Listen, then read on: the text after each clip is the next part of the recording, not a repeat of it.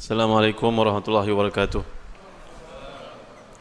Innal hamdalillah nahmaduhu wa nasta'inuhu wa nastahdihi wa nastaghfiruh wa natubu ilaihi wa natawakkalu alaihi wa na'udzu billahi min shururi anfusina wa sayyiati a'malina.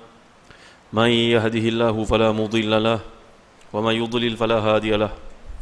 Allahumma salli wa sallim wa barik ala sayyidina Muhammad wa ala ali sayyidina Muhammad كما صليت وسلمت وباركت على سيدنا إبراهيم وعلى آل سيدنا إبراهيم في العالمين إنك حميد مجيد.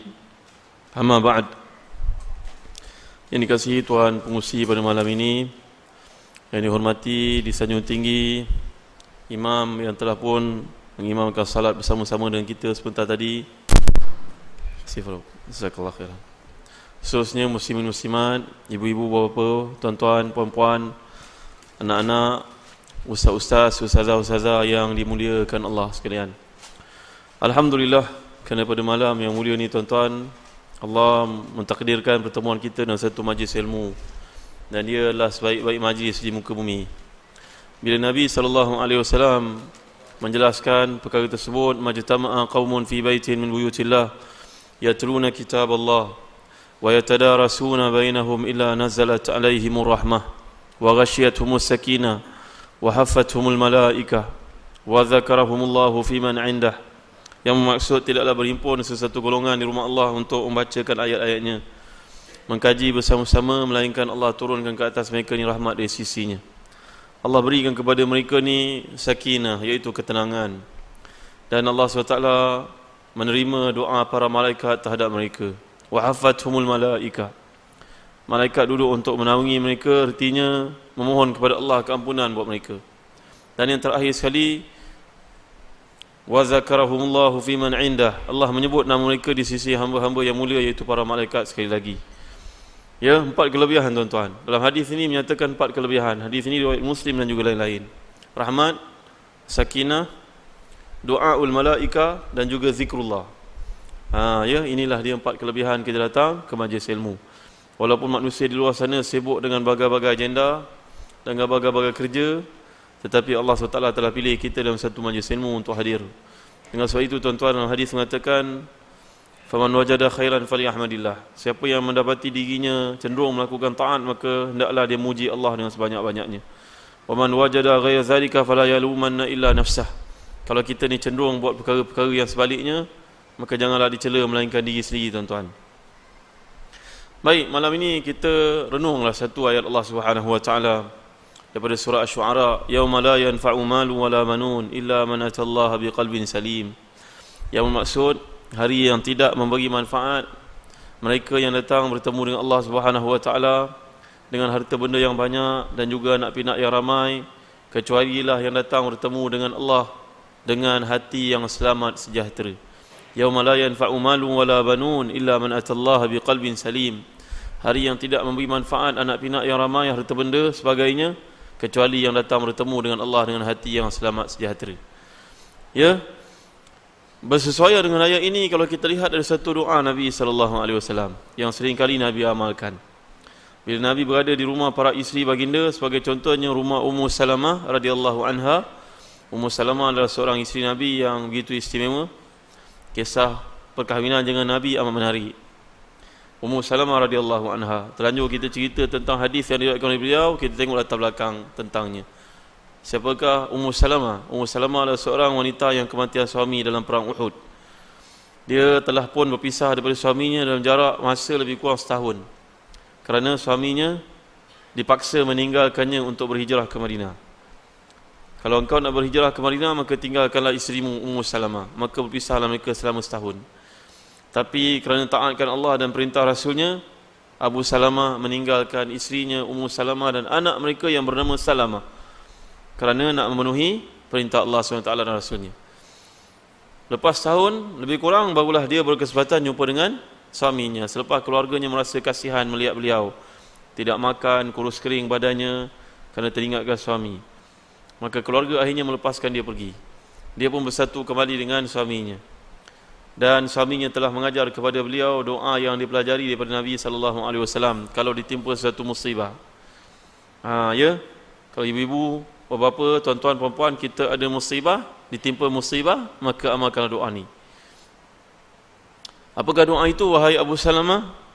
Doanya ialah Allahumma ajurni fi musibati wa akhluf li khairan minha. Allahumma ajurni fi musibati wa akhluf li khairan minha. Ya Allah, berilah ganjaran kepadaku atas musibah yang menimpa ini dan gantikan untukku sesuatu yang lebih baik daripada ini. Doa ni agaknya suami menerangkan kepada isteri itu, abang belajar daripada Nabi SAW. Tak ada satu pun ujian dalam dunia ni melainkan matlamatnya untuk menghapuskan dosa kita, tuan-tuan. Ya, tak adalah ujian melainkan untuk meninggikan darjat atau menghapuskan dosa. Wa ma asabakum min musibatin fa bima kasabat aydikum wa ya'fu an katsir. Apa jua musibah berlaku, sama ada untuk menghapuskan dosa atau meninggikan darjat. Nampak tak, tuan-tuan? Maka Abu Salamah mengajar isterinya, marilah kau belajar doa yang abang belajar ni. Allahumma ajurni fi musibati wa akhluf li khairan minha. Isteri ni membaca doa tersebut. Berlakunya perang Uhud, menyaksikan 70 orang gugur sebagai syuhada dan suaminya salah seorang daripada yang mati syahid. Doa ini telah lama dia amalkan. Ya Allah, berilah aku ganjaran atas musibah yang berlaku, gantikan untukku satu yang lebih baik daripada ini. Ya. Jadi siapakah yang lebih baik daripada Abu Salamah, tuan-tuan? Doa tadi bermaksud kalau ditimpa apa jua musibah, mesti ada ganti yang lebih baik daripada ini. Ya. Maka Ummu Salamah mengamalkan doa ini, Nabi SAW yang menggantikan tempat suami ini. Allahu Akbar.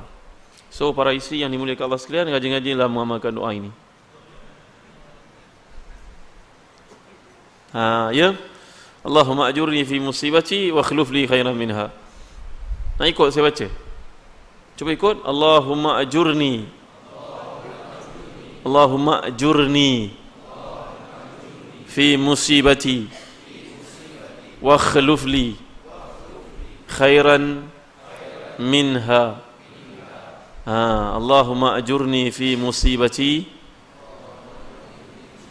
wa akhluf li khairan minha.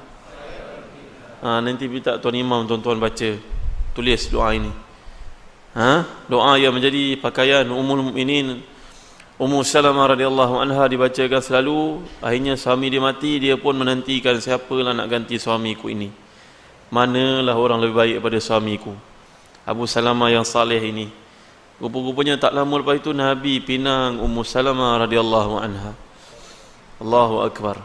Ummu Salamah peringkat awal menolak dengan rendah dirinya, mengatakan, wahai Nabi SAW, saya ada ramai anak, dan yang kedua, saya merupakan wanita yang paling cemburu sekali kalau Nabi ada isteri-isteri yang lain. Lantas jawapan Nabi SAW, adapun anak-anakmu adalah anak-anakku juga, dan cemburumu itu aku akan mohon pada Allah supaya dihilangkan daripadamu.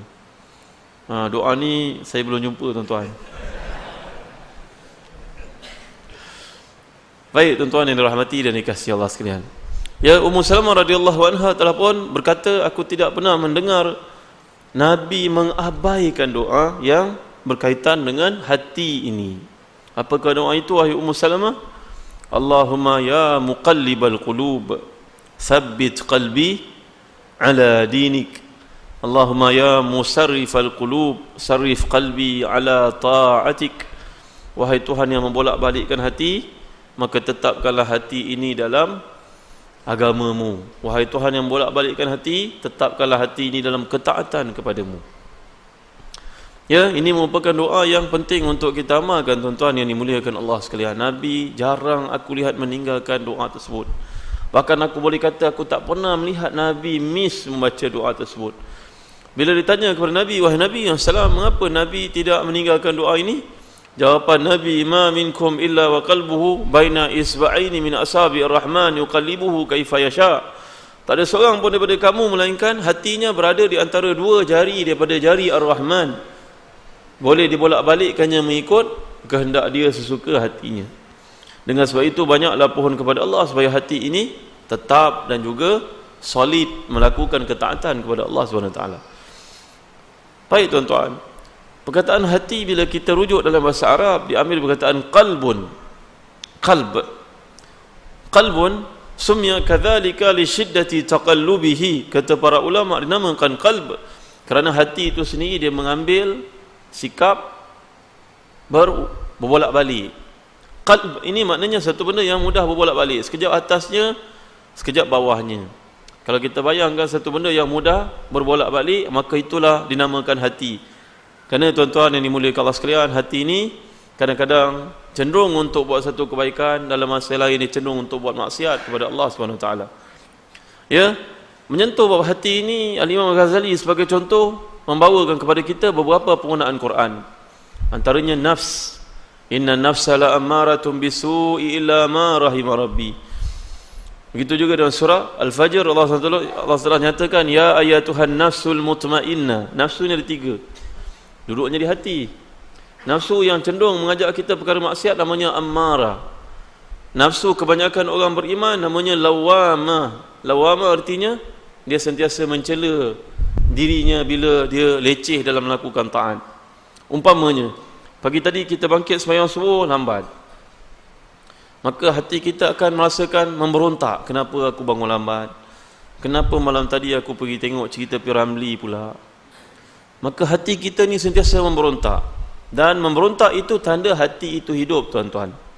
Tapi hati yang paling mulia sekali iaitulah hati para nabi, para salihin, para sahabat, namanya hati mutmainnah, jiwa mutmainnah. Ya, sebagai contohnya bila Umar bin Abdul Aziz wafat, kedengaranlah suara, ya ayyatuhan nafsul mutmainnah irji'i ila rabbiki radiyatan mardiyah fadkhuli fi ibadi wadkhuli jannati. Orang dengar suara itu. Satu Madinah mendengar suara tersebut, satu Damsyik mendengar suara tersebut. Mereka pun tidak tahu dari mana datang suara ini. Begitu juga sebelum itu, nama seorang sahabat Nabi Abdullah bin Abbas radhiyallahu anhuma, dia juga mati, kedengaran suara tersebut ketika penyelenggaraan jenazahnya dilakukan. Allahu Akbar. Ya, inilah dia hati bila dia fokus kepada beribadah kepada Allah SWT. Kurangnya dia melakukan maksiat, maka hati tersebut akan dapat menjadi cerminan yang tepat terhadap dirinya sendiri untuk diperbaiki di masa ke semasa. Ya, tuan-tuan yang dirahmati dan dikasihi Allah sekalian. Kata Imam Ghazali, hati ini mempunyai hubungan yang sangat rapat dengan akal. Kalau aku nak gambarkan kepada kamu, kata Imam Ghazali, kaitan hubungan ini adalah umpama sebuah bangunan yang mempunyai pintu dan dalamnya ada orang yang berlindung, mendapatkan perlindungan.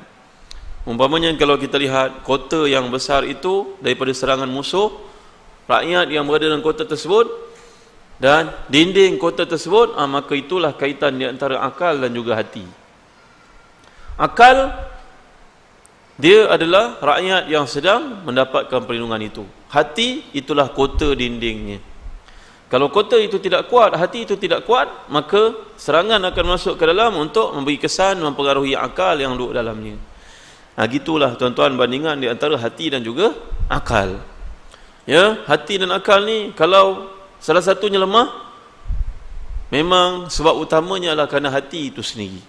Bila hati tidak kuat, hati ini umpama bangunan yang pintunya tidak kuat, pintunya senang dicerobohi oleh musuh dan musuh datang untuk merosakkan rakyat, maka begitulah juga kalau hati tidak dikawal, maka akal seseorang juga tidak akan berfungsi dengan betul.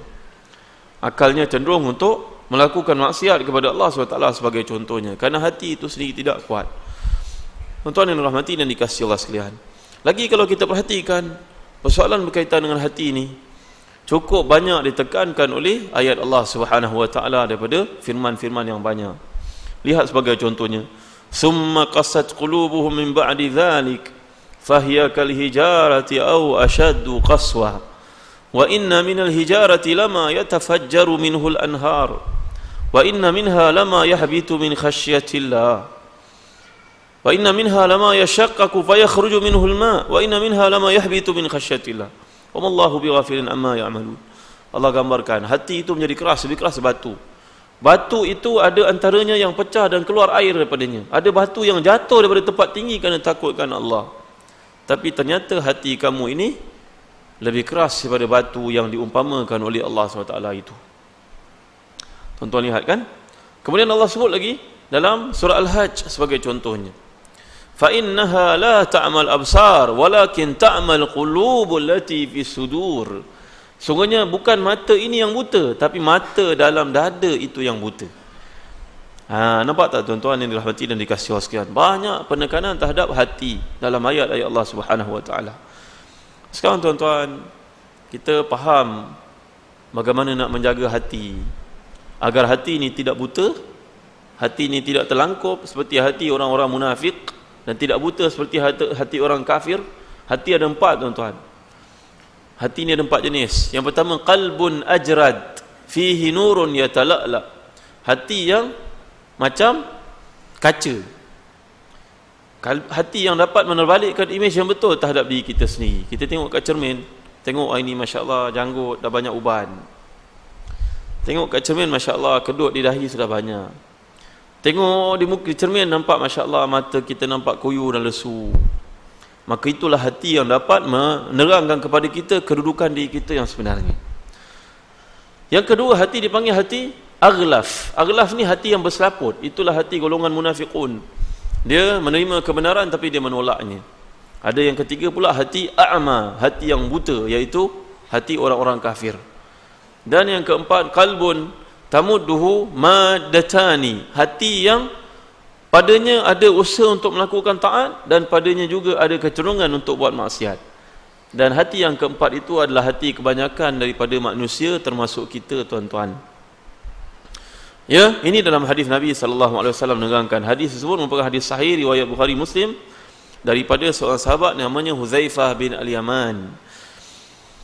Sekarang kita lihat, bila kita faham hati ini merupakan tempat duduk segala-galanya tuan-tuan, semayang khusyuk duduknya di hati, sedekah ikhlas duduknya di hati, kan, melakukan ibadat dengan rasa ketundukan dan rasa perhambaan duduknya di hati.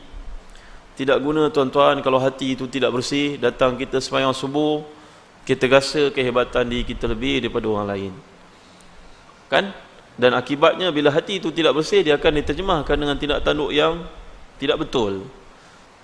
Pagi tadi entah pergi mana Syekh? Entah pergi pagi tadi? Nampak tak? Ditanya pada orang. Kerana subuh tadi dia datang seorang-seorang je. Dia nak tunjuk pada orang. Pagi tadi anak datang, Allah, anak tunggu kat setengah jam tak ada orang. Rosak amalan tuan-tuan. Ya, betul tak tuan-tuan?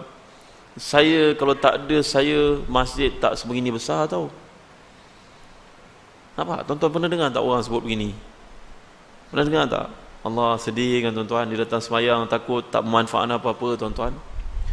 Ya, kalau tak ada saya, sekolah agama tu taklah sehebat macam tu, awak tahu tak? Kalau tak ada saya, buku tersebut tak akan keluar lah. Kalau tak ada saya, ya Allah, tuan-tuan yang dirahmati dan dikasihi Allah sekalian, ini sifat ghurur lah tuan-tuan. Sifat ghurur nama dia. Wala yaghurrannakum billahil gharur, tertipu dengan diri sendiri. Ya, itu sebab tuan-tuan yang dirahmati dan dikasihi Allah sekalian, bila Nabi bersama dengan para sahabat, ada seorang daripada mereka mati syahid dalam perangan tersebut. Maka sahabat mengatakan, Masya Allah, hebatnya si Qazman ni. Qazman namanya. Nampaknya dia mati syahid, tentulah dia mendahului yang lain untuk masuk syurga kerana dia yang pertama mati dalam perang Uhud. Jawapan Nabi yang salam kepada sahabat, belum tentu lagi. Belum tentu lagi. Ya, lalu tampillah seorang sahabat mengatakan, benar wahai Nabi SAW, tadi saya lihat ketika dia sedang cedera parah, dia tak tahan kerana kesakitan yang amat sangat. Dia tengok keliling tak ada orang, dia ambil pedang tu, dia cocok dirinya sendiri. Lalu sahabat pun dia beritahu Nabi SAW yang benar, dia perang bukanlah kerana Islam, tapi dia perang nak tunjukkan dirinya hebat. Dia perang biarlah orang mengatakan dia merupakan seorang yang terbilang, seorang yang terkemuka, seorang yang berani, bukan kerana Allah Subhanahu Wa Taala. Ya, tuan-tuan rahmati dan dikasihi Allah sekalian. Lagi kita lihat bagaimana sebaliknya pada zaman pembukaan kerajaan Islam, ada satu kisah yang menarik Imam Ibn Katsir bawa dalam Al-Bidayah wa Nihayah.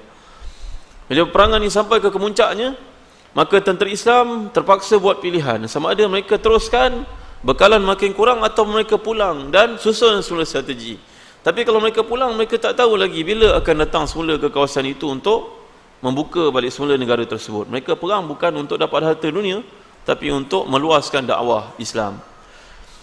Baik, pada malam yang sepatutnya mereka berperang mati-matian itu, tiba-tiba datanglah pengumuman penting. Kota yang pintunya cukup besar itu telah berjaya dibuka. Maka ketua jeneral umat Islam pun merasa gembira bukan kepalang dengan terbukanya pintu kota tersebut. Umat Islam dapat masuk ke dalamnya, dan mereka pun berjaya menjatuhkan kerajaan Kristian tersebut.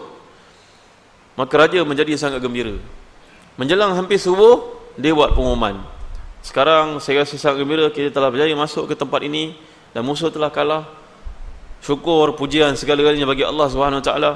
Sekarang saya nak berkenalan, beta nak berkenalan dengan siapakah yang telah berjaya membuka pintu ini.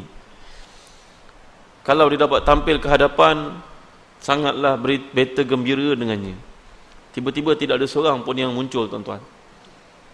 Maka raja ni pun merasakan agaknya dia malu ataupun dia ikhlas, tak mahu dikenal orang. Dia kata tak apalah, malam nanti, hari ni kita dah berjaya buka, kita berehat, malam nanti datanglah jumpa dengan beta. Beta sangat mengharapkan melihat wajah fulan bin fulan ini. Tuan-tuan, menjelang malam, tiba-tiba khalifah ni sedang qiyamul lail, baca Quran, duduk menunggu. Tiba-tiba datanglah seorang, ketuk pintu kemahnya. Assalamualaikum ya Amiral Mukminin. Waalaikumsalam warahmatullahi wabarakatuh. Apa tujuan kamu datang? Saya datang dengan hajat yang tuanku nak siang tadi. Baik, alhamdulillah, syukur. Dia berpakaian tentera sepenuhnya, muka pun tidak nampak, tuan-tuan, hanya nampak matanya saja. Wahai tuanku nak sangat berkenalan dengan fulan bin fulan. Saya nak beri tahu tentang identiti diri yang telah membuka pintu kota sehingga kita berjaya dalam misi kali ini. Alhamdulillah, syukur. Tapi sebelum itu tuanku kena terima 3 syarat daripada saya. Macam mana, tuan-tuan? 3 syarat daripada saya. Yang pertama, dia tidak boleh ditanya tentang namanya. Allahu Akbar. Tak kenal nama tak apa, kalau tengok rupa tak. Kita kat sini pun ramai duduk dah 10 tahun, nama tak kenal, muka kenal. Betul tak, tuan-tuan? Dalam tasawuf dia kata itu zalim, tuan-tuan. Kenal tak fulan bin fulan? Macam kenal je, saya tak kenal nama betul je, tapi orang panggil dia mat katak. Kan ramai macam tu, tuan-tuan. Orang panggil dia si apa? Si buntal contohnya, tapi tak kenal nama. Dalam tasawuf zalim, tuan-tuan. Hak seseorang Islam dengan yang lain, kita kena kenal rapat tentang mereka sebenarnya. Masa Hasan al-Banna dahulu, dia menerokai hati umat Islam untuk membangunkan semula kerajaan Islam yang Osmaniyah yang gugur jatuh itu. Dia telah berjaya mewujudkan satu persefahaman yang kuat di antara anak-anak usrahnya dalam ikhwan muslimin, sehingga bila waktu ta'aruf dalam usrah, bukan saya memperkenalkan diri saya, tidak, saya memperkenalkan saudara saya, dan dia memperkenalkan tentang saya. Nampak tak? A memperkenalkan B, B memperkenalkan A, C memperkenalkan D, D memperkenalkan C. Itu sebab ukhuwah mereka sangat kuat. Dia tahu sahabat ni suka makan apa, dia suka sahabat ni isterinya kerja apa, dia tahu sahabat ini belajar di mana. Sempurna, komplit, tuan-tuan. Lama Hasan al-Banna berjuang, tuan-tuan. Bayangkan, tuan-tuan, dia meninggal sekitar tahun salah siapa? 40-an. Sampai ke hari ini barulah ikhwan muslimin bertapak dengan Mesir. Berapa tahun, tuan-tuan? Paling kurang pun 70 tahun, nampak tak? Barulah ikhwan muslimin menang dekat Mesir, kan? Berapa punya lama perjuangan tersebut ni. Dia pun dah meninggal dunia, barulah mereka dapat menang dalam pilihan raya baru ni, tuan. Allahu Akbar. Baik, kesnya sekarang saya nak beritahu siapa yang membuka kota tersebut dengan 3 syarat. Yang pertama, namanya tak boleh diketahui. Nombor 2, tuanku tidak boleh melihat wajahnya. Yang ketiga, sekiranya rahsia beliau besok dikenali dan diketahui orang juga akhirnya, maka tuanku tidak boleh memberi sebarang reward kepada dia dan keluarganya. Haram sama sekali. Maklumlah, orang buat baik kadang-kadang diketahui orang juga, kan, tuan-tuan? Betul? Akhirnya diketahui orang juga. Walaupun dia sembunyikan macam mana, akhirnya orang tahu juga. Tapi kalau tahu juga akhirnya nanti katalah fulan ni sudah mati, isteri dan anak-anaknya dilarang dia bagi sebarang penghargaan. Macam, tuan-tuan. Tuan-tuan boleh bayang tak orang yang macam ni, tuan-tuan? Dia bukan sahabat Nabi, bukan tabi'in, dia merupakan salaf yang kemudian, tuan-tuan. Khalaf yang kemudian. Lalu tuanku Amirul Mukminin, Ketua Jeneral Islam merasa kagum yang amat sangat. Dia sujud syukur dan menangis. Patutlah tempat ini berjaya aku buka kerana ada orang ikhlas macam tu yang tidak mahu dikenali orang. Akhirnya tuanku bertanya, baiklah kalau gitu aku terimalah tiga-tiga syaratnya. Orang yang berpakaian tutup rapat, wajahnya tak dilihat itu berkata, sayalah orang ini. Assalamualaikum warahmatullahi. Dan dia pun beredar hilang dalam kegelapan malam. Tuan-tuan, ini ikhlas tuan-tuan. Ini namanya ikhlas. Itu sebab bila kita sebut ikhlas ni datang perkataan khalas. Khalis, maknanya dia sudah berpisah.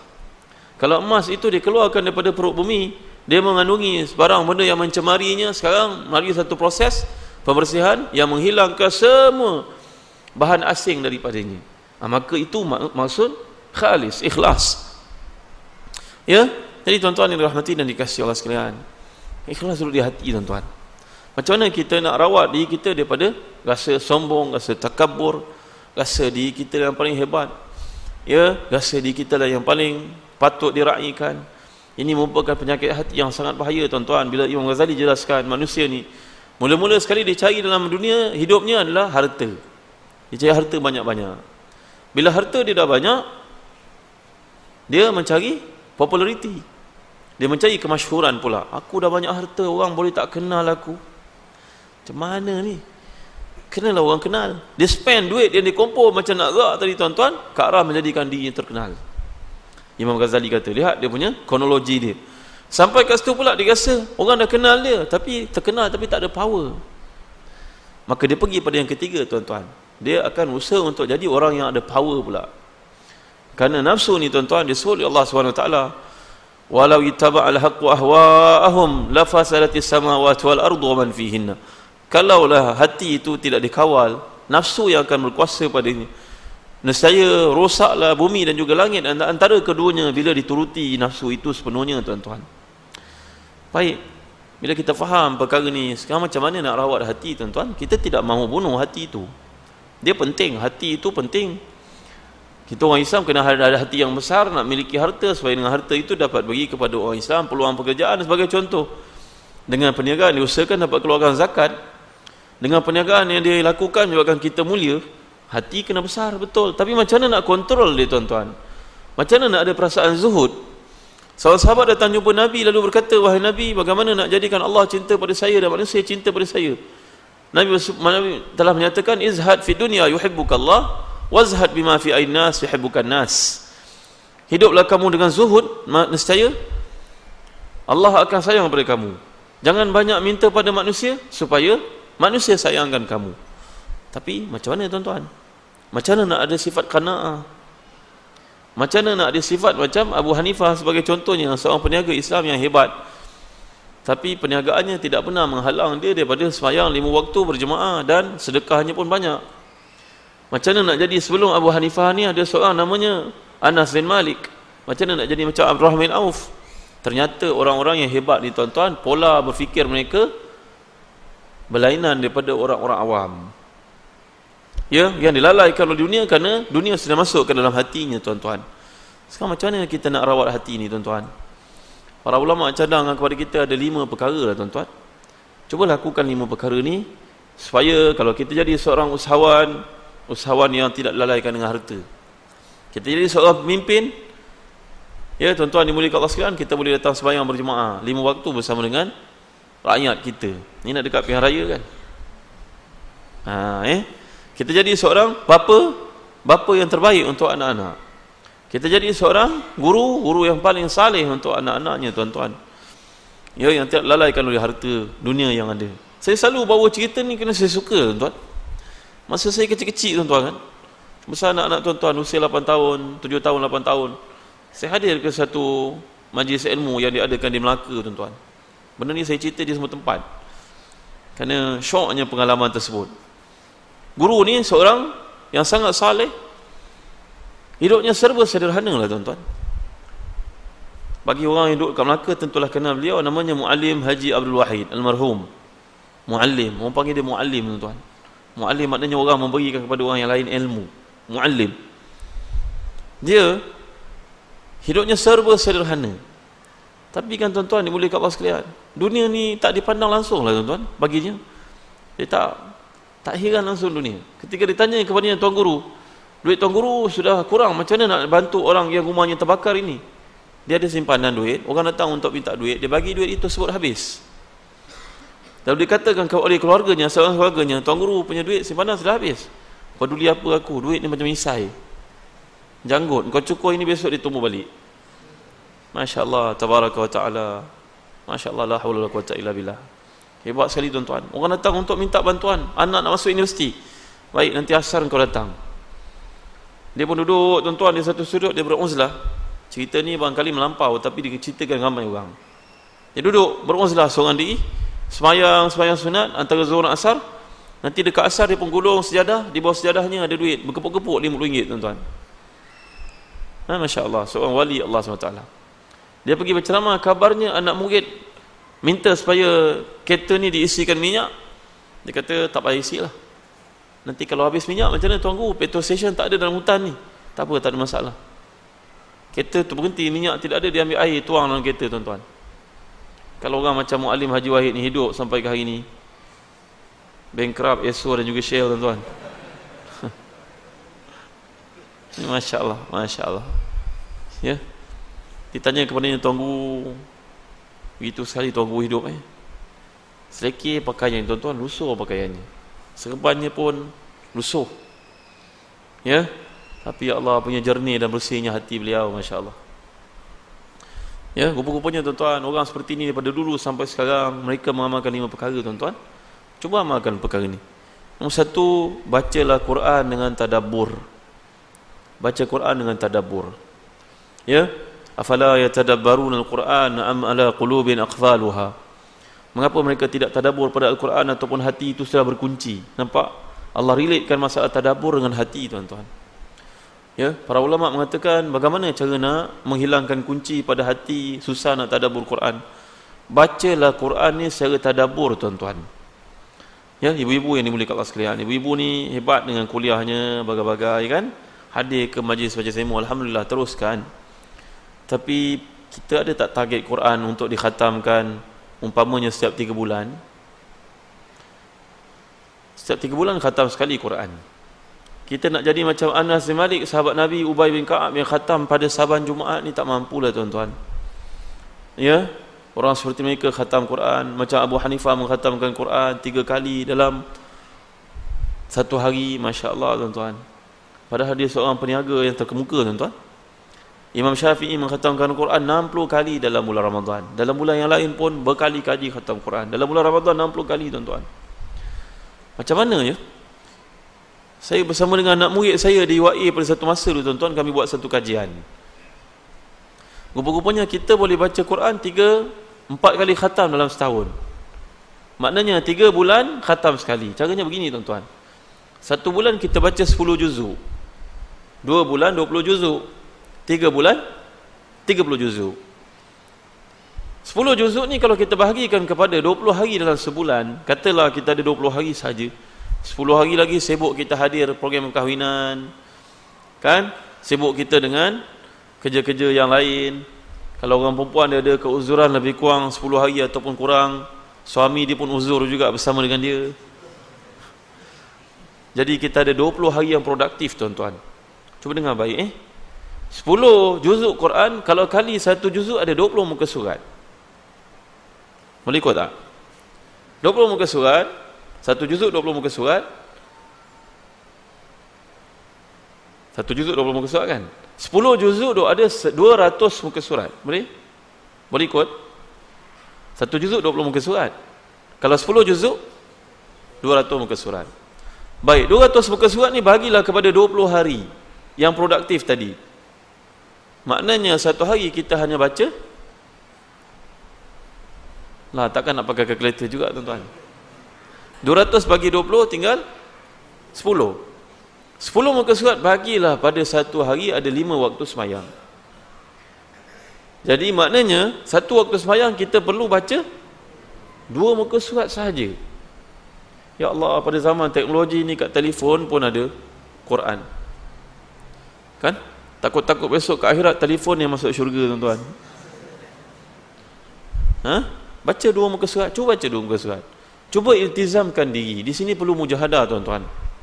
Walladzina jahadu fina lanahdiyannahum subulana wa innallaha lama'al muhsinin.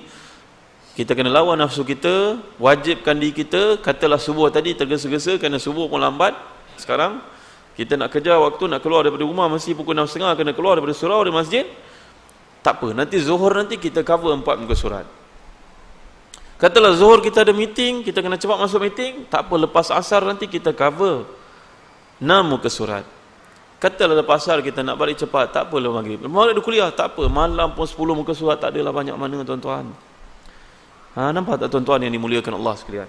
Ya, cuba kita amalkan.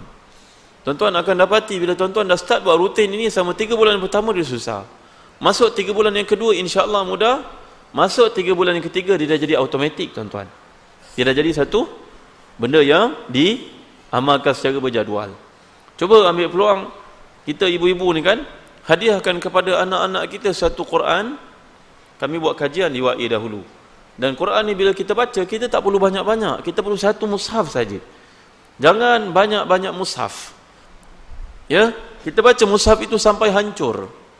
Baca mushaf itu, sentiasa kita pegang satu mushaf saja. Itulah cara untuk khatam Quran yang sebenar.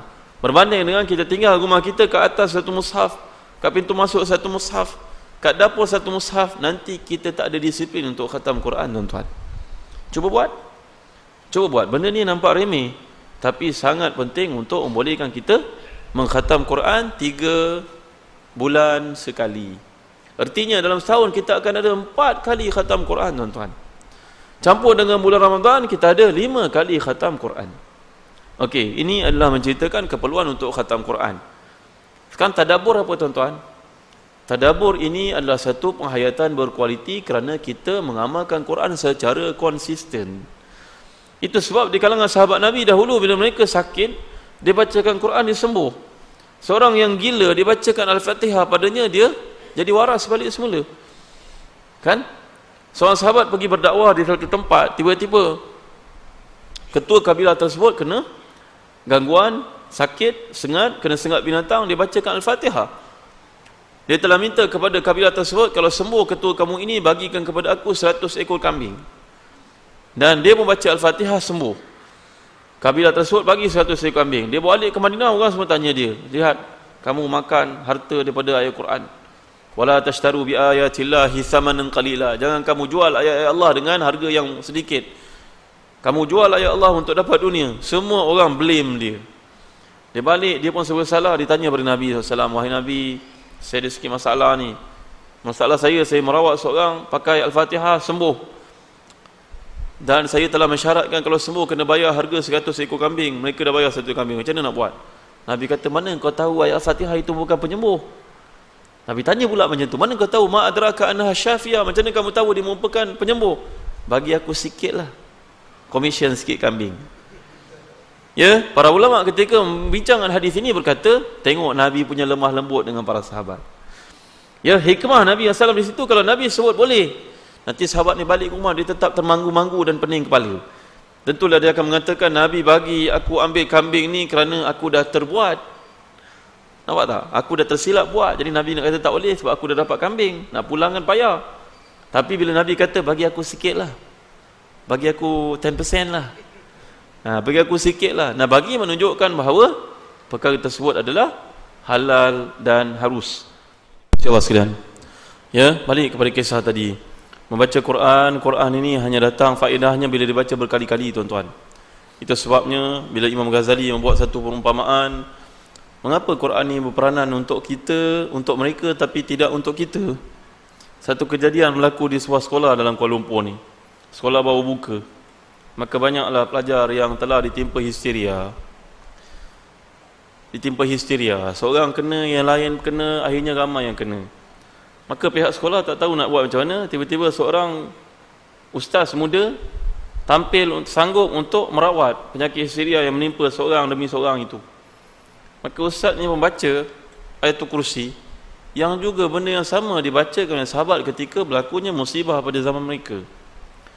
Dia baca Ayatul Kursi itu tuan-tuan yang dirahmati dan dikasihi sekalian. Barakallahu fiik. Ahsanallahu ilaik. Panjang umur rezeki. Ya, dibacakan Al-Fatihah, dibacakan Ayatul Kursi oleh ustaz ini. Hamba Allah yang kena kerasukan ni tadi melihat dan tengok. Lalu berkata kepada ustaz tadi, tu je kau tahu, kata. Ni orang kena jin ni tuan-tuan. Dibacakan Ayatul Kursi kepadanya. Dia tengok ustaz ni. Dia tanya pula ustaz ni, kalau engkau tak payahlah, dia kata. Tuan-tuan, jin tu boleh bercakap dengan dia, tuan-tuan. Ini dikisahkan sahabat-sahabat yang melihat perkara tersebut. Jin tu boleh bercakap dengan dia. Jin yang masuk dalam diri seorang pelajar ini bercakap dengan ustaz tersebut, kalau engkau ni tak payahlah. Tuan-tuan nampak tak? Tak berfungsi, tuan-tuan. Ya, ada pula dia challenge ustaz itu. Itu je kau tahu, dia kata. Kalau ni je kau tahu, tak payahlah, dia kata. Tak berfungsi, tuan-tuan. Kenapa tak fungsi? Kita tak salahkan ustaz ini, dia berusaha. Tapi kata Imam Ghazali, jawapan yang padu di masalah tersebut, kerana Quran tidak jadi pakaian kita, macam mereka jadi pakaian mereka. Bayangkan Imam Warash, salah seorang imam qiraat yang masyhur selain daripada Hafaz, daripada Asim, ada seorang namanya Imam Warash. Warashin. Ya, imam kita ni mahirlah qiraat yang bagai ni, tuan-tuan. Dia ni merupakan seorang Spanish, orang Andalus.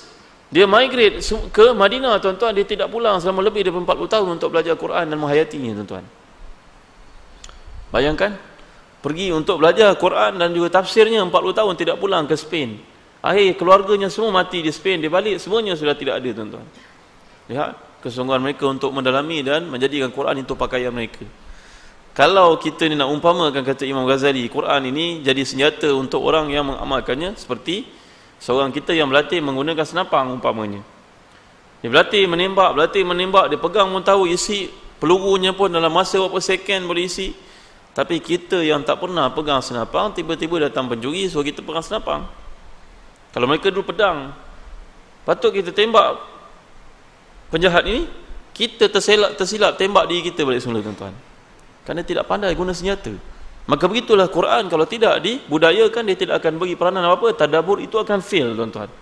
Itu sebab kalau Nabi SAW sendiri semayang pada waktu malam, sampai kepada ayat qutufuha daniyah, memetik buah itu dekat, Nabi kelihatan sedang memetik sesuatu di depan, tuan-tuan. Sahabat Nabi melihat, merasa kagum, ajaib, takjub. Apa yang Nabi buat ni? Nabi beritahu kerana khusyuknya semayang, Nabi terbayangkan dalam ayat itu memetik buah dalam syurga begitu dekat. Maka Nabi nampak buah dalam syurga untuk dipetik dalam semayang, tuan-tuan. Tengok, itu dia penghayatan kepada ayat Allah SWT kerana dia baca secara berulang-ulang, berterusan. Ya, cuba tuan-tuan amalkan. Boleh ingat ni? 3 bulan sekali khatam, 3 bulan sekali khatam, 3 bulan sekali khatam, ibu-ibu. Kalau kita ni sibuk macam mana cara sekalipun, tuan-tuan, cubalah ambil kaset Quran ke CD Quran ke dalam kereta, dengar dan tandakan dah sampai juzuk pertama, juzuk kedua, juzuk ketiga. Ya, cuba amalkan. Seorang guru, semoga Allah memberikan kepadanya rahmat yang luas, tuan-tuan. Seorang guru besar balik pada haji, dia dengar imam-imam haramain baca, dia berfikir, apa yang boleh aku buat kepada anak-anak murid aku? Aku nak share kegembiraan duduk kat tanah suci 45 hari buat haji. Guru besar, tuan-tuan.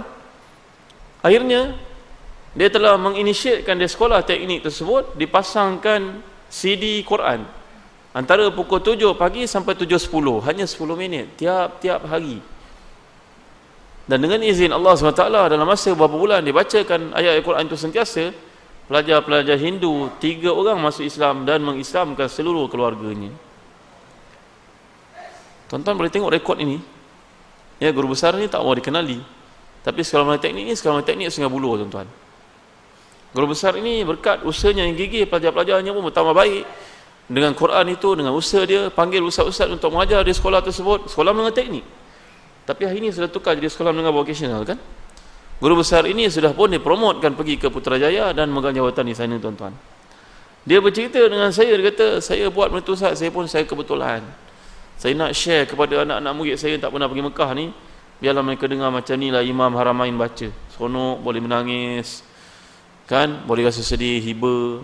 Kau dengar pada waktu malam, waktu tahajud tu boleh baca cucuran air mata. Saya tak tahu apa nak share dengan mereka. 10 minit saja saya buka dengan izin Allah SWT, 3 orang Hindu masuk Islam. Kerana budak-budak Hindu ni berkata power Quran itu masuk dalam dirinya. Dan bukan setakat itu saja, dia mengislamkan seluruh keluarganya, tuan-tuan. Allahu Akbar. Hidayah Allah SWT hebat, tuan-tuan. Ya, baik, ini perkara pertama, bersihkan hati dengan Quran, dibaca secara berterusan. Nombor 2, tuan-tuan, dimuliakan Allah sekalian, kata para ulama, membersihkan hati letaknya pada qiyamul lail. Rajinkan diri kita untuk bangkit qiyamul lail. Setiap malam bangkit qiyamul lail. Mengadulah pada Allah atas masalah-masalah yang kita lalui.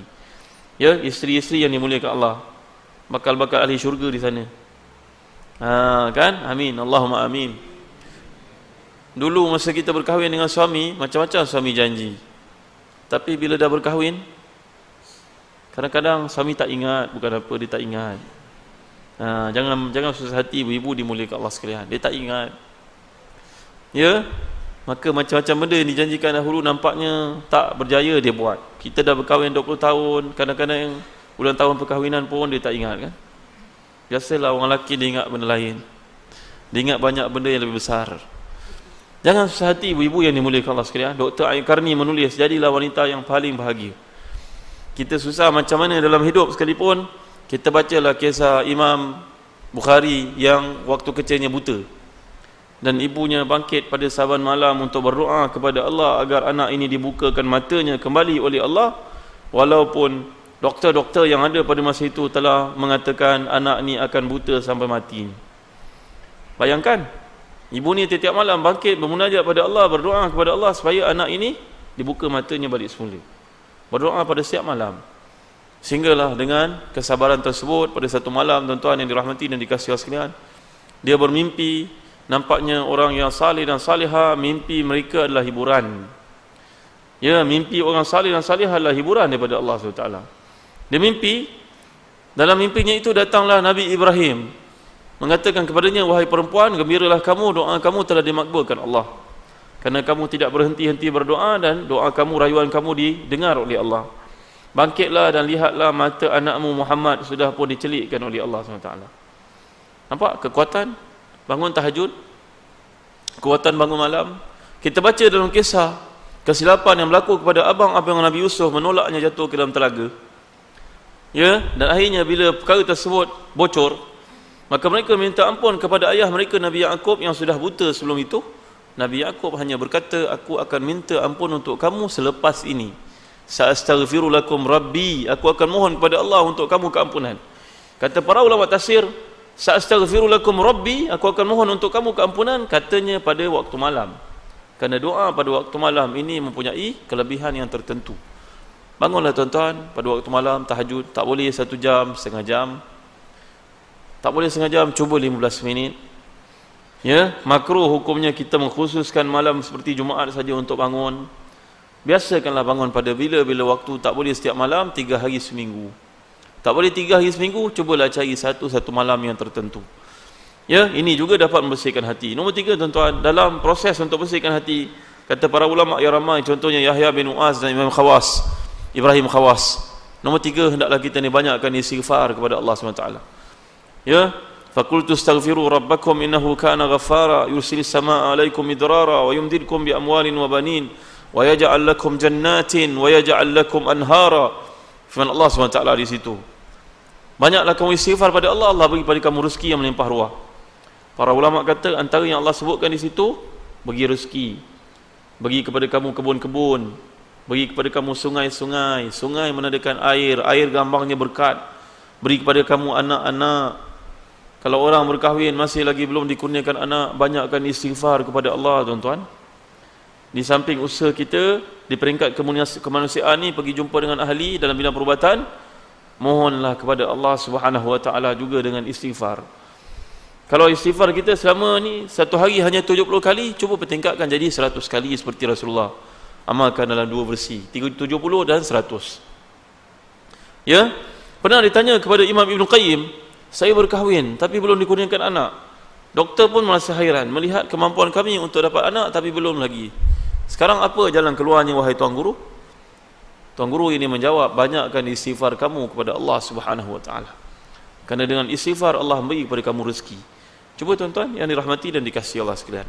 Ya, ia juga dapat membersihkan hati. Nombor 4, tuan-tuan, saya ringkasnya, hati dapat dibersihkan bila kita ni makan secara bersederhana. Khala'ul batni, makan secara bersederhana. Kalau boleh berpuasa sunat, lagi baik. Cubalah amalkan puasa sunat. Ya, ibu-ibu yang dirahmati dan dikasihi Allah sekalian, kita ada hajat besar, apa-apa, puasa sunat. Kerana Allah SWT menjelaskan dalam Quran, wasta'inu bis sabri was salah. Kamu mohonlah kepada Allah mendapat perlindungan daripadanya, pertolongan daripadanya dengan salat dan dengan puasa. Kata Imam Baydawi, salat yang kamu kerjakan di samping salat hajat, dan sabar yang dimaksudkan adalah dengan berpuasa. Kerana sabar ini banyak merujuk kepada puasa sebenarnya dalam Quran, kata beliau. Satu istinbat yang sangat menarik. Yang terakhir sekali, untuk dapat hati yang bersih ni tuan-tuan, hati seperti mereka yang sebelum kita, yang kita gambarkan ikhlasnya tinggi, kesungguhan dalam ibadatnya, khusyuknya dalam ibadah kepada Allah SWT, tak lain tak bukan kerana mereka mengamalkan prinsip yang kelima, mujalasatus salihin. Duduklah dengan orang saleh, mendekatilah mereka ini, beramah mesralah dengan mereka, ya, duduklah dengan mereka, minta doa dari mereka tuan-tuan. Ya, ada seorang ulama yang terkemuka di Syria satu masa dahulu, namanya Badaruddin Al-Hasani, seorang ulama yang sangat terkemuka tuan-tuan, sehingga para ulama sekarang mengatakan kalau timbang ilmu para ulama sekarang yang ada di Damsyik, kiblat ilmu orang Islam itu diletakkan di atas satu timbangan, ilmunya si Badaruddin Al-Hasani dan satu timbangan yang lain ditimbang, dan saya ilmu si Badaruddin Al-Hasani, ulama besar ni, memberati timbangan yang satu lagi. Wara' dan saleh yang amat luar biasa tuan-tuan. Ditanyakan kepada beliau, Tuan Guru, dia bila dia datang mengajar di masjid tuan-tuan, melaut-laut manusia datang tuan-tuan, penuh melaut-laut, macam Ustaz Azhar Idrus datang. Ya, begitu ramai sekali. Dan yang menariknya, kalau orang itu ada masalah, duduk tengok dia sahaja, masalah akan hilang tuan-tuan. Masya Allah, bersihnya wajah beliau, raut wajahnya, wajah orang ikhlas, tak ada kepentingan apa pun dalam urusan dengan manusia, bersih wajahnya. Ya, tapi kalau tuan-tuan lihat saya, tuan-tuan ada serabut, lagi serabut tuan-tuan. Syekh Badruddin Al-Hasani ini seorang yang sangat saleh. Dia jarang memberikan fatwa. Kalau orang tanya dia satu masalah, dia sangat payah untuk jawab. Dia hanya akan kata, main sini, kamu tanya soalan tu ni jawapan dia. Cuba kamu lihat dalam kitab hadis ni macam mana? Cuba kamu baca. Dia takkan bagi jawapan tuan-tuan. Tawaduknya macam Imam Malik.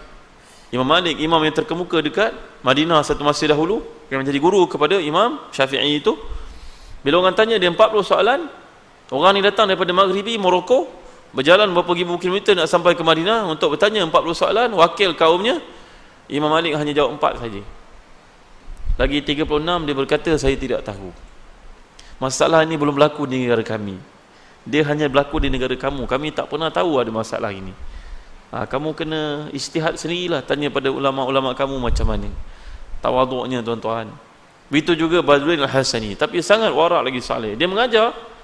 Satu hari tanpa disedarinya datanglah Syekh Muhammad Bakhit. Beliau ni merupakan ulama Azhar. Ketua Universiti Al-Azhar ni dipanggil Syekhul Azhar, orang paling alim di Mesir. Biasanya orang paling alim di Mesir itu akan lantik menjadi Syekhul Azhar dulu sebelum campur tangan politik. Jadi apa-apa polisi kerajaan nak keluarkan mesti rujuk kepada Azhar dulu. Masa zaman kerajaan Islam Osmaniyah pun mereka cukup takut pada Syekhul Azhar. Apa-apa keputusan yang dibuat oleh kerajaan Islam Osmaniyah mestilah selari dengan Azhar. Kalau tidak akan ditembak oleh ulama-ulama Azhar nanti keputusan tersebut. Mereka sangat hormat kepada Al-Azhar sebagai satu menara ilmu yang penting kepada orang Islam. Datang Syekh Muhammad Bakhit tuan-tuan, dia hadir dalam majlis ilmu Badaruddin Ali Al-Hasani ini. Akhirnya bila habis kuliah, diciumnya tangan tuan guru ni tuan-tuan. Tuan guru cium tangan tuan guru. Warak kan tuan-tuan, tawaduk kan tuan-tuan, lagi tinggi ilmu masing-masing, lagi hormat kepada yang lain. Ya, tapi pada hari ini sudah terhakis perasaan seperti itu. Kita rasa malu kalau malu kalau kita lihat orang lebih alim daripada kita. Benda yang tak sepatutnya. Patut kita rasa bangga. Ada orang alim, kita rasa seronok. Orang alim 3. Kalau kita dengar kealimannya, kita jumpa dengan dia, kita tengok dia kurang daripada kita, kita bimbing untuk jadi macam kita. Nampak? Yang kedua, kalau kita dengar orang itu alim sangat, kita pergi hadir, kita dekati, kita berjumpa dengan dia, kita tengok sama aja macam kita, kita rasa gembira kerana ada orang yang akan mengingatkan kita dengan ilmunya yang sama itu, sama tinggi itu. Tapi yang ketiga, kalau kita tengok seorang yang alim, kita pergi dengar dia cakap memang betul-betul alim, kita rasa gembira Kerana kita bertambah seorang lagi guru untuk kita pelajari daripada ini. Betul tak tuan-tuan? Itu hidup. Tak ada yang tiga ni tuan-tuan. Sentiasa kita akan jumpa tiga bentuk manusia, orang yang ada ilmu. Baik tuan-tuan, Muhammad Hasani ni dikunjungi oleh Muhammad Bakhit. Muhammad Bakhit cium tangan dia, cium wajah dia tuan-tuan, peluk dia. Allah, Syekh, alimnya kamu. Kalau kamu datang ke Mesir pada hari ini, kami guru-guru yang mengajar di kelas-kelas di Universiti Al-Azhar akan memberhentikan kuliah masing-masing untuk mendengar ucapan kamu. Allahu Akbar. Tawaduknya Syekh Azhar pada waktu itu. Kami akan berhenti kuliah untuk dengar kuliah kamu. Bertanya kepadanya, cuba Tuan Guru jelaskan kenapa Tuan Guru memiliki ilmu yang begitu hebat pada hari ini, ingatan yang luar biasa. Jawapannya, masa aku kecil-kecil dahulu, ayah aku sentiasa bawa aku jumpa dengan orang-orang saleh, ulama-ulama, dan minta doa daripada mereka. Boleh tak tuan-tuan buat? Tuan-tuan ada ramai guru mengajar di sini, bawa anak tuan-tuan, minta tuan-tuan guru ni doakan untuk anak tuan-tuan. Doakan pada ubun-ubunnya, tepuk dia sikit tuan-tuan. Ni doa tuan-tuan, the power of doa. Ya. Wa idza sa'alaka ibadi anni fa inni qarib. Doa orang saleh ni diterima Allah lebih cepat daripada doa orang biasa. Jadi tuan-tuan dalam hati dan dikasih sekarang ni satu kelebihan kita berjumpa dengan orang saleh, 5 perkara untuk ubat hati. Kerana kita dah menyedari tadi hati dengan akal ni berhubung rapat. Kalau hati lemah, akal pun akan jadi lemah. Ya, dan hati ini jadi pokok penentuan amalan di sisi Allah SWT. Kita bimbang kita buat satu benda yang tak dinilai di sisi Allah. Jadilah macam ayat wa qadimna ila ma amilu min amalin faja'alnahu haba'an mansura. Dibuat satu amalan tidak dinilai oleh Allah, maka jadi macam debu-debu berterbangan. Kerana hati tidak ikhlas kerana Allah SWT. Jadi macam Qazman tadi, yang berperang bukan kerana Allah, tapi perang untuk menampakkan dirinya mulia dan perwira. Maka Allah tidak terima daripada Qazman, dan Allah pun tidak akan terima daripada sesiapa pun di kalangan kita bila hatinya dikuasai oleh riya, ujub dan sebagainya tuan-tuan. Ya, moga Allah memberkati kita dengan kuliah pada malam ini. Cukuplah setakat itu, yang baik semuanya daripada Allah SWT. Yang hina, yang lemah, yang kurang itu daripada saya, hakikatnya daripada Allah juga. Mohonlah kepada Allah selalu agar kita dapat baiki diri kita tuan-tuan. Kita berada dalam majlis ilmu, kita rasa seronok, Allah pilih kita berada di sini. Kalau tidak, kita tak tahulah apa yang kita akan buat benda lain. Ya, itu sebab bila kita buat satu amal kan tuan-tuan, bayangkan kita ni buat untuk dekatkan diri kepada Allah. Ya, bukan kita buat amalan itu kerana setakat nak berbuat sahaja. Kalau kita buat satu amalan tu setakat nak berbuat macam anak-anak lah tuan-tuan. Kamu dah semayang nak? Dah ya? Sekejap je. Baru kejap tadi dengan kau kat semayang. Kau dah sudah semayang? Jadi macam budak-budak tuan-tuan. Tapi kalau kita buat satu amalan, walaupun 2 rakaat subuh, kerana nak dekatkan diri dengan Allah, dia ada kualiti di situ tuan-tuan. Tapi kalau kita buat setakat berbuat, dah sampai subuh dah. Macamlah anak kita tadi yang melakukannya dengan penuh susah payah. Ya? Itu sebab dalam hadis yang saya bacakan awal tadi, kamu dapat buat baik, kamu syukur banyak pada Allah. Ya? Kamu tak dapat buat baik, janganlah cela melainkan diri kamu sendiri. Ya, moga-moga Allah beri kepada kita kekuatan seperti itu tuan-tuan. Orang-orang sebelum kita telah mendahului kita dengan amal salih mereka. Kita lihat mereka ni kadang-kadang meninggal dunia, beribu-ribu orang datang menyembahyangkan jenazah mereka. Kita besok tak tahulah tuan-tuan kan. Ya, tentang mati tengah buat wasiat, mohonlah kepada Allah SWT keselamatan tuan-tuan. Mohonlah kepada Allah SWT supaya istiqamah dalam buat satu ketaatan. Ya, alangkah baiknya kalau mati dalam majlis ilmu. Seorang guru yang hebat di Mesir, seorang ulama Azhar meninggal dunia ketika sedang menyampaikan majlis ilmu. Seorang mufassir Quran yang terkemuka namanya Mujahid mati ketika sedang sujud. Allahu Akbar. Seorang mati sedang sembahyang sunat duha. Seorang mati sedang baca Al-Quran, terlangkup muka dia dekat Quran tuan-tuan. Allahu Akbar. Pilihlah laluan kita, usahakan daripada sekarang duduknya di hati tuan-tuan, kualiti amalan yang dikerjakan itu. Segala yang baik semuanya daripada Allah SWT, kelemahan milik manusia. Ya, moga Allah mengampunkan kita semua, jadikan pertemuan ni sebab untuk kita menjadi orang yang lebih baik. Ya, Allahu a'lam, wa sallallahu ala sayyidina Muhammad wa ala alihi wa sahbihi wa baraka wa sallam. Alhamdulillahirabbil alamin. Allahumma zidna wa la tanqusna wa akrimna wa la tuhinna wa atina wa la tahrimna wa athirna wa la tu'thir alaina warḍina warḍ 'anna Ya Allah, tambahkan untuk kami keberkatan, janganlah dikurangi. Muliakan kami, janganlah kami dihina. Berilah kepada kami, jangan ditahan-tahan, ya Allah. Utamakanlah kami, janganlah kami dikemudiankan. Ridhalah kami, ridhalah segala yang kami lakukan, ya Allah. Allahumma a'inna ala zikrika wa syukrika wa husni ibadatik. Ya Allah, ya Tuhan kami, bantulah kami untuk bersyukur kepadamu, mengingatimu, memperbaiki amal saleh kami selalu kepadamu, ya Allah. Rabbana la tuzigh qulubana ba'da idh hadaitana wa hab lana min ladunka rahmah innaka antal wahhab. Ya Allah, ya Tuhan kami, anugerah untuk kami kurniaan di sisimu. Jangan kau tahan-tahan, ya Allah, sungguhnya engkau amat luas kurniaanmu, ya Allah. Allahumma kfina bihalalika an haramik wa aghnina bifadlika man siwak.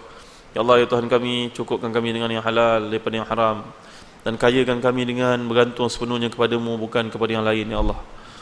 Allahumma rabbana la tada' lana fi maqamina hadha dhanban illa ghafartah, wala maridan illa syafaitah, wala hamman illa farajtah, wala dainan illa qadaitah, wala musibatan illa farajtah, wala kurban illa nafastah, wala azaban illa zawajtah, wala hajatan hawaiji dunya wal akhirah ya laka ridha wa lana fiha salah illa adaitaha wa qadaitaha wa yassartaha ya rabbal alamin.